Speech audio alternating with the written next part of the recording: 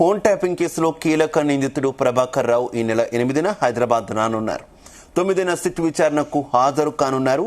ప్రభాకర్ రావుకు అమెరికాలోని Indian embassy emergency transit warrant జారీ చేసింది. పాస్పోర్ట్ను రద్దు చేయడంతో ఎమర్జెన్సీ ట్రాన్సిట్ వారెంట్ కు ప్రభాకర్ రావు దరఖాస్తు చేసుకున్నారు. దాంతో భారత్ వెళ్లేందుకు అవసరమైన ఎమర్జెన్సీ ట్రాన్సిట్ వారెంట్ జారీ చేశారు.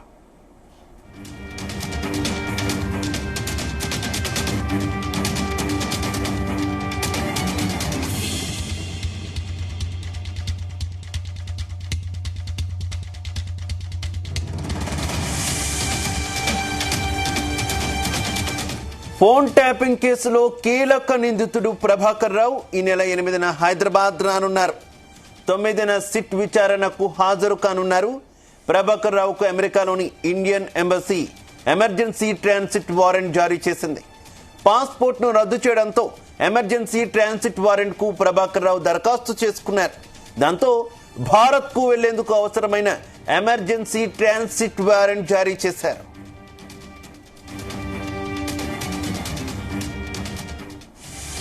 ఇక ప్రభాకర్ రావు రాకకు సంబంధించి మరింత సమాచారం మా క్రైమ్ బ్యూరో చీఫ్ రవితేజ అందిస్తారు. రవితేజ, ఫోన్ ట్యాపింగ్ కేసులో కీలక నిందితుడు, ప్రధాన నిందితుడుగా ఉన్నటువంటి ప్రభాకర్ రావు దాదాపు 2 ఏళ్లకు పై నుంచి దర్యాప్తు సంస్థలు ప్రభాకర్ రావుని హైదరాబాద్ ని భారతదేశానికి రప్పించేటువంటి ప్రయత్నాలు చేస్తూ ఉన్నాయి. అనేక సాకులు, కారణాలు, ప్రభుత్వం చేయమంటే నేను చేశానని, సొంత ఎజెండా కాదని, ఇక్కడ కూడా నేను ఇల్లీగల్ గా చేయలేనంటూ కూడా రకరకాలుగా తను సమాధానం ఇచ్చుకుంటూ వస్తానే ఉన్నాడు తప్ప దర్యాప్తు సంస్థల ముందుకు ఇప్పటి వరకు కూడా హాజరు కాకపోవడాన్ని చూస్తూ ఉంటుంటే అతను నోరు విప్తే అనేక మంది గత బీఆర్ఎస్ పెద్దల పేర్లు డొంక అంతా కూడా కదిలి వారు సైతం దీంట్లో ఇంక్లూడ్ అవుతారని ఒక భయంతో ఇన్ని రోజుల పాటు ప్రభాకర్ రావుని కాపాడుతా ఉన్నారని ఒక విమర్శలు పెరుగుతా ఉన్నాయి.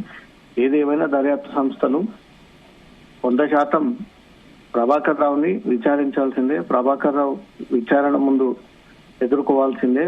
అన్ని అనుమానాలు అతని నుంచి రాబట్టాల్సిందే. ప్రతిదీ కూడా అతను స్టేట్మెంట్ రికార్డ్ చేసుకోవాల్సిందే అంటూ మాత్రం దర్యాప్తు సంస్థ భావించి అతను ఏ దేశంలో ఉన్నా అక్కడ ఉన్నటువంటి రూల్స్ అండ్ రెగ్యులేషన్స్ ప్రకారంగానే అతన్ని రప్పించబోతా ఉన్నామంటూ కూడా గతంలోనే పోలీసులు విషయాన్ని తెలియజేశారు. తను పెట్టుకున్నటువంటి ఎమర్జెన్సీ ట్రాన్సిట్ వారెంట్ కూడా ఇప్పటికే అనుమతి ఇచ్చినట్టుగా తెలుస్తుంది. Emergency transit warrant Indian embassy జారీ చేసినట్టుగా తెలుస్తోంది.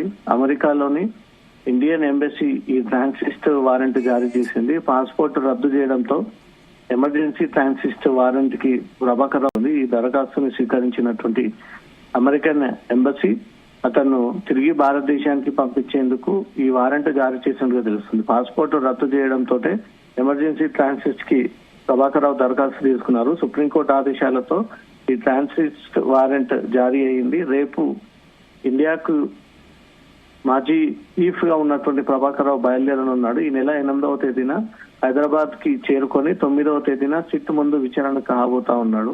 ఫోన్ ట్యాపింగ్ కేసులో ప్రభాకర్ రావు నోరు విప్తే గత 10 ఏళ్ల బీఆర్ఎస్ నాయకుల బడా నేతల పేర్లన్నీ కూడా వెలుగులోకి వస్తాయి. ఎందుకు ఫోన్ ట్యాపింగ్ కి పాల్పడ్డారు, ఏ ఉద్దేశంతో ఈ ట్యాపింగ్ చేసి వాళ్ళందరి నుంచి అక్రమంగా ఇల్లీగల్ గా ఈ ట్రాన్సాక్షన్స్ చేపట్టారు, రైడ్ పేరుతో ఎన్నికల టైంలో తమకు ఇన్ఫర్మేషన్ అని చెప్పి రోడ్ల పైన దొరికినటువంటి డబ్బునంతా కూడా సొంతానికి ఉపయోగించుకొని అది ప్రభుత్వ ఖాతాలోకి మళ్లించారు. అఫీషియల్ గా అరెస్ట్ చేయకుండా ఒక విమర్శల్లో ప్రభాకర్ రావు ప్రధాన నిందితుడు.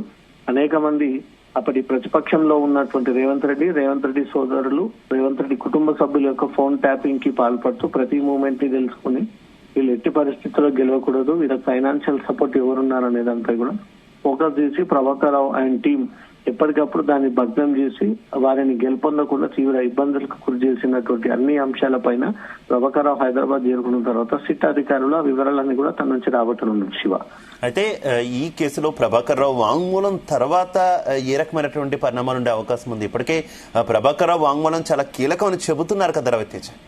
ఈ కేసులో ఏవన్ నిందితుడిగా ఉన్నాడు ప్రభాకర్ రావు. అతన్ని అరెస్ట్ విషయంలో కూడా ఇప్పటికే తను కోర్టుకు అప్పీల్ చేశాడు. కోర్టు తనకు వేసినటువంటి పిటిషన్ ని తిరస్కరించింది. ప్రభాకర్ రావుని అరెస్ట్ కంటే ముందుగానే తను చేసినటువంటి ఈ పోలీస్ బాధ్యతల నిర్వర్తనకు సంబంధించి అన్ని వివరాలు అతని నుంచి సేకరించనున్నారు. ఎప్పుడు ఈ ఇంటెలిజెన్స్ చీఫ్ గా బాధ్యతలు తీసుకున్నారు, ఎవరు ప్రత్యేకంగా మీకు ఈ డ్యూటీని ఈ పోస్టింగ్ ఇవ్వాల్సి వచ్చింది? ఇచ్చిన తర్వాత ప్రభుత్వ పెద్దలు ఎవరెవరు ఏ రకమైనటువంటి ఆపరేషన్స్ చెప్పారు, మీరు చేశారు, వాళ్ళకి ఎలాంటి డేటాను అందజేశారు?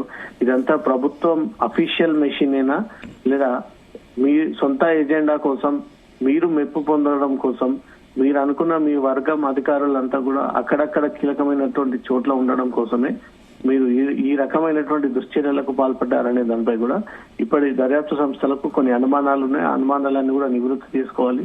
ఈ కేసు దర్యాప్తు ముందుకు సాగాలంటే ప్రభాకర్ రావు వెనక నుంచి ఇన్ని రోజుల పాటు ఈ ఫోన్ ట్యాపింగ్ కి పాల్పడింది ఎవరు, ప్రతిపక్ష నాయకులకు లీస్ట్ ఇచ్చింది ఎవరు, వాళ్ళ ఫోన్ ని నిత్యం ట్యాప్ చేయడం వల్ల వీళ్ళు సొంత ఎంత లాభపడ్డారు, ఎన్ని కోట్లాది రూపాయలుగా మీరు స్వయంగా స్వీకరించి ఈ డబ్బంతా కూడా అఫీషియల్ గా అరెస్ట్ చూపించకుండా మీరు సొంతానికి ఉపయోగించారనే ఒక వివరాలన్నీ కూడా అతను నోరు తెరిస్తే అనేక కోట్లాది రూపాయల డొంక కదులుతా ఉంటుంది.